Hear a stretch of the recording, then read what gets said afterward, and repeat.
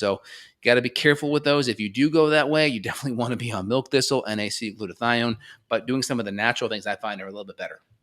Yeah. Go ahead.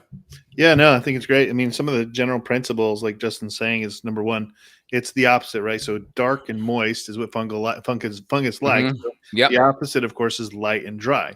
So making sure that you have exposures in the summertime to the sun, and that your feet are dried out. And Yep. then two, is it like you're saying, using some of these topical options to be able to put on your skin and scraping it off, kind of getting down as far as you can.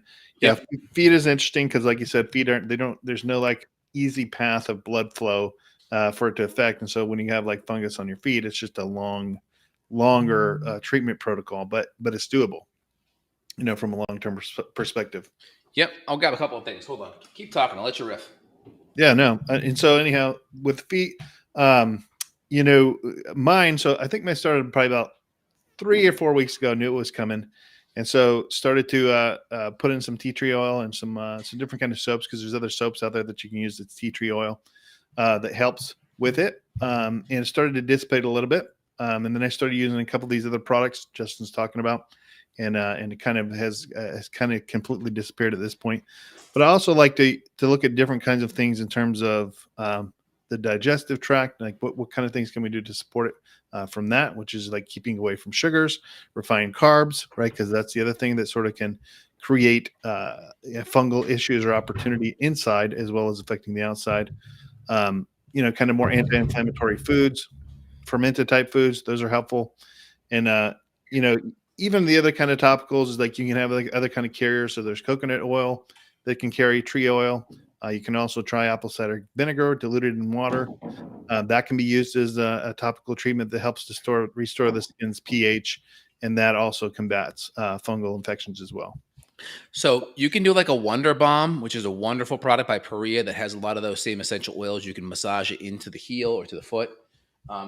This is great for the nails, really good. And so what I typically do is, here's your foot bases. You can get one of these for $8 on Amazon, right? Hot water, up to here or so. Get a gallon of vinegar, about 8 ounces, pour it in, mix it in. Do about 2 to 3 tablespoons of this product here. So this has, if you look at it, it's got tea tree, it's got Epsom salts, sodium bicarb, baking soda, works phenomenal at killing fungus. Mm-hmm. Also, if you have any kids or you let a shirt go too long, it gets wet and it gets moldy smelling, wash soda or sodium bicarb, it's the same thing. You put it in your washing machine, you let it soak for an hour, it'll suck any of the fungal smell out of anything you have. This has bicarb, lavender, chamomile, rosemary, eucalyptus, spearmint, peppermint, MSM, tea tree. So I do about 3 tablespoons of that, put it in, let your feet soak. After your feet come out, the skin's nice and soft. That's why you get this guy. And so this is my heel, for instance. You're just going all over the heel, all over the bottom of the foot, and it's just getting all that dead skin off of it, and it will feel brand new. And all that fungus comes off, and this allows it to exfoliate and fall off because the vinegar is an amazing exfoliator. You got the grating of the cheese there. Yeah, exactly. It looks like it afterwards. But yeah, so it's good. It cleans it all up really nice. And then make sure you get some sandals. Like in my corner, I have a thing of diluted white vinegar, and spray your sandals down, give them a wipe off, or get some, hydrogen peroxide to wipe off your sandals. If you're wearing a lot of those in the summer, get some sandals that are washable, because that's going to be a big, easy way that you're going to get fungal issues. And then also too, I'll do a 10% sulfur soap with tea tree in the shower. I'll soak that up, get them on there. Sulfur, especially from volcanic ash sulfur, right? It's in the scientific literature for the last 100 years. 10% sulfur is incredibly antifungal, anti-lice, anti-parasite, bacterial. It works amazing. And so sulfur soap with tea tree is an awesome antifungal as well. But again, you're putting soap on, it's only on for a minute or two. So you really want a good topical, or a soak will penetrate deeper into the skin, and you'll get a lot more lasting effect. So, you want to hit it from a lot of different angles. Yeah, and then if we're looking at the inside in terms of supplementation, you could also use something like cyprulic acid. I know that's been shown for fungal overgrowth. We've got oregano oil. That's kind of a staple utilizing. And then we got garlic and maybe a little bit of zinc. But all of those are known for antifungal properties that we can use hitting from the inside out. versus the outside in. So we can kind of take a multi therapeutic approach to it.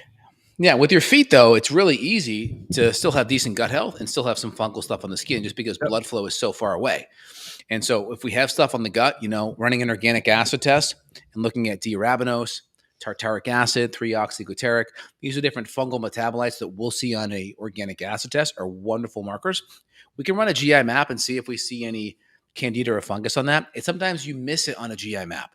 It's hard to pick up fungus sometimes. This is why we'll run an organic acid test to see it's there. Now, if topically we see it, whether it's dandruff or seborrheic dermatitis on the scalp, whether it's tinea versicolor and that white patchy on your skin, whether it's a vaginal yeast infection, or whether Yeah. it's athlete's foot, whether it's the Yeah. flakiness on the feet, right? Whether it's the fungal toenail. These are all clinical signs that there's fungus, and we want to have different approaches. So we have the topical means, we have the soaking, we have some of the different creams that can be helpful. And like you already mentioned, we have different compounds that will give internally. So my line will do the GI Clear 5, which is an oil of oregano. It's a 75% carbachol extract, or Pardiarco, which is in the GI Clear 6, or we'll do an undesolenic acid, or like you've already mentioned, caprylic acid, and different acids like that can be wonderful. Tea tree is wonderful as well. So there's a lot of good things that we can do to really knock down some of the microbes in the gut. But just know, if we have a topical infection on the skin, that may not be enough to impact the skin. So that's where you need a topical protocol